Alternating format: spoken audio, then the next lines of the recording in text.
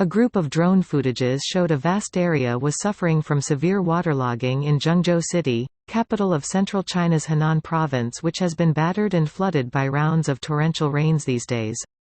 The water level in some parts of the city reached up to 1.3 meters to 1.5 meters. Apart from those waterlogged areas, many places in the city are also flooded, as rescue operations are still underway.